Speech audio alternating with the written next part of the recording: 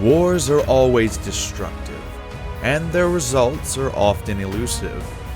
But no other struggle quite underlines the short-sightedness and unfruitful nature of fighting as well as the Byzantine-Sasanian War of 602 to 628. Neither empire gained much through this long conflict, and the war allowed a completely new power, Islam, to become dominant in the region. Welcome to the new edition of Kings and Generals, the documentary series.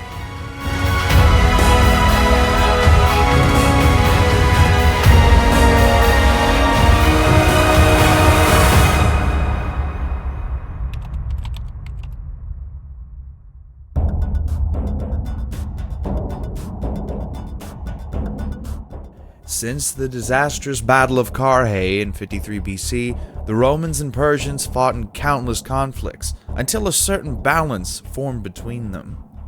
Neither side was ever able to strike a final blow against its long-standing enemy. The new hostilities started in 571. The Sassanids' Arab clients, the Lakhmids, attacked Byzantium's Arab clients, the Ghassanids, in 570, and then the Persians invaded Yemen and expelled the Byzantine allies from there. The Romans attempted to incite revolts against the Sasanians in modern-day Georgia and Armenia, and eventually one occurred in 572. The Byzantines were able to take control of the South Caucasus at the beginning of the war. However, the Syrian front wasn't looking as good for the Emperor Justin's armies, as Shah Khosrow's troops stopped them near Nisibis and then took the strategically important Dara. The war was a back and forth, and although the Persians lured the Armenians back to their side, by 582 the war effort had completely stalled, and the Byzantines were able to win the only meaningful engagement in 586 at Salicrum. The Sasanians attacked again and took Martopolis. The empire quickly responded by winning the battles at Caesarion and the river Araxes in 590. Making matters even worse for the opposing side, a Persian general named Bahram, who lost the later battle, was enraged that he was dismissed by the Shah Hormizd IV, and then he too revolted. The Sasanian aristocracy tried to stop the revolt by overthrowing Hormizd and raising his son Khosrow to the throne. However, Bahram continued moving towards the capital and forced Khosrow to flee, eventually taking power. Khosrow had to give Martopolis and Dara back to the Byzantine Emperor Maurice in order to gain his assistance, and with it, he was able to win the wars against Bahram in the battles of Nisibis and Blarathon. Khosrow handed over northeastern Mesopotamia, modern-day Armenia, and Georgia to the Byzantines. For the first time, two great empires became allies, and the Byzantines did not have to pay any type of tribute, allowing Maurice to address the ever-dangerous situation in the Balkans. The long war had devastating effects on the Byzantine Empire, depleting Constantinople's treasury, and the emperor eventually decided to cut army pay, which only led to more mutinies. One of the leaders of this army, Phocas, was declared the emperor by his soldiers, and they marched to the capital. Maurice failed to defend his throne and soon was captured, then killed. The governor of Mesopotamia, Narses, revolted against the new emperor and asked Khosrow II to assist him. The Sasanian Shah considered Maurice his ally and used his death as an excuse to reconquer Armenia and Mesopotamia.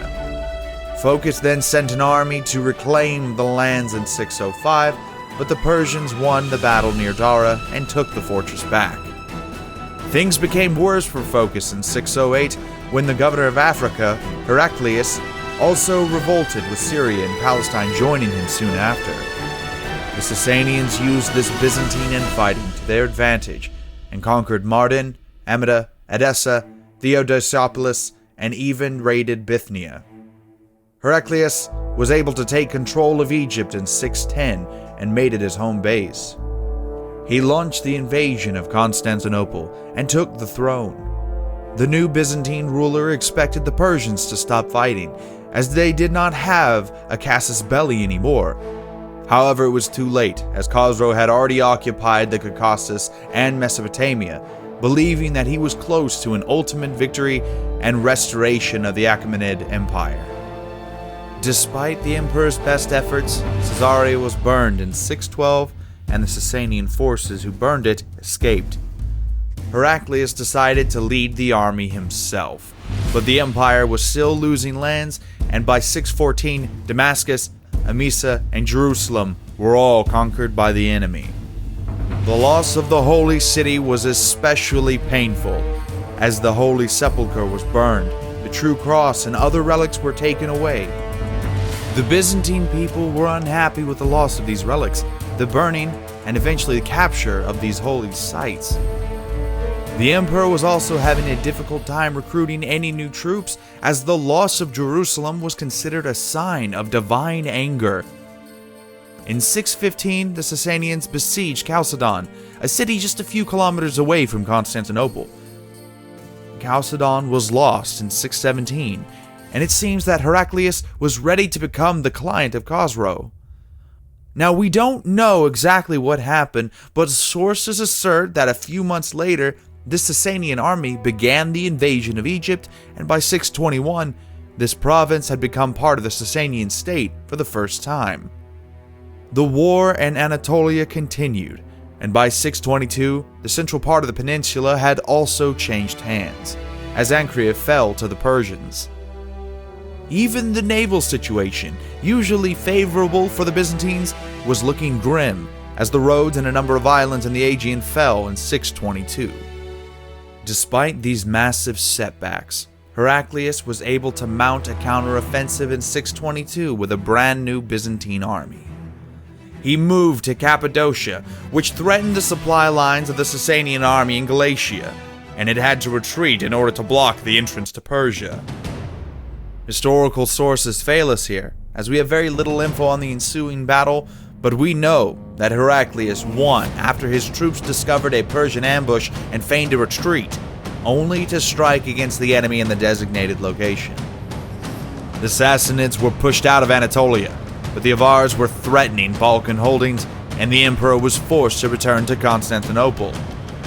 He sued for peace, but was ambushed by the Avar Kagan and had to flee all the way to his capital.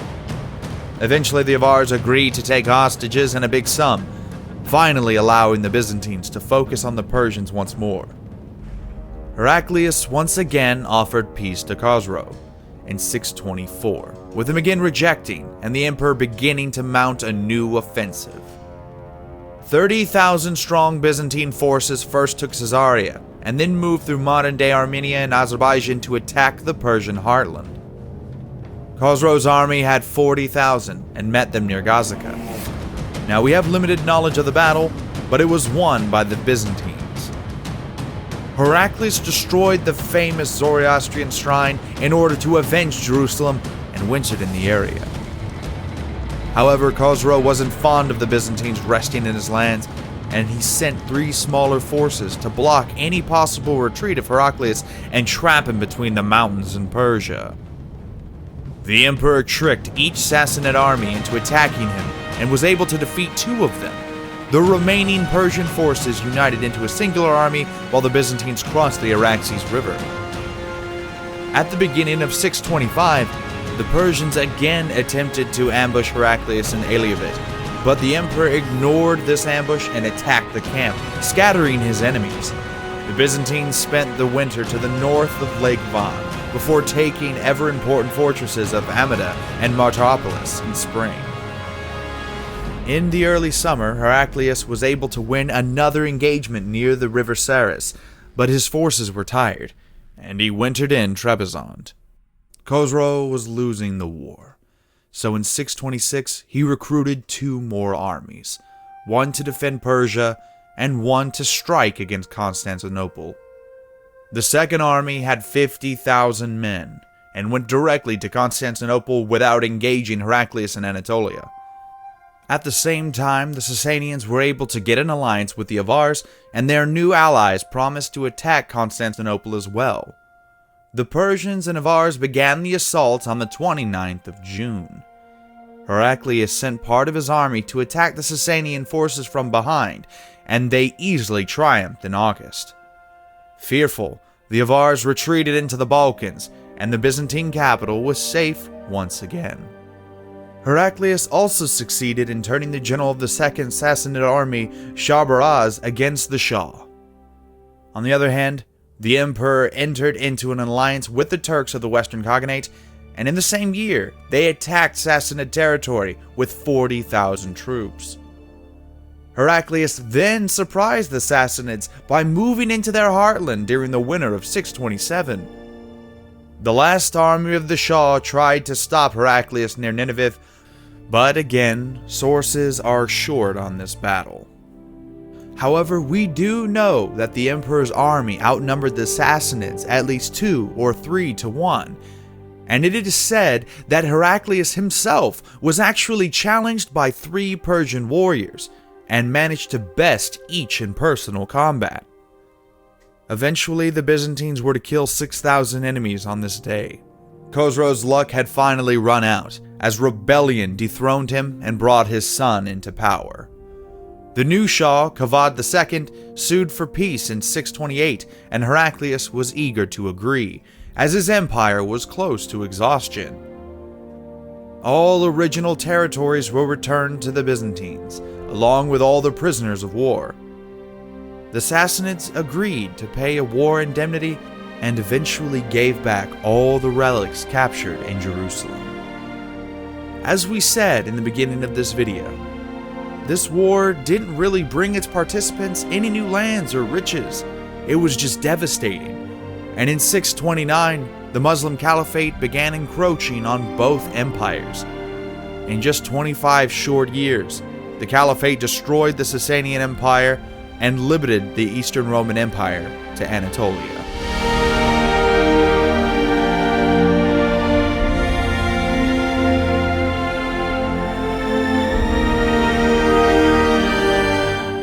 Thank you for watching our documentary on the Byzantine-Sasanian War of 602-628.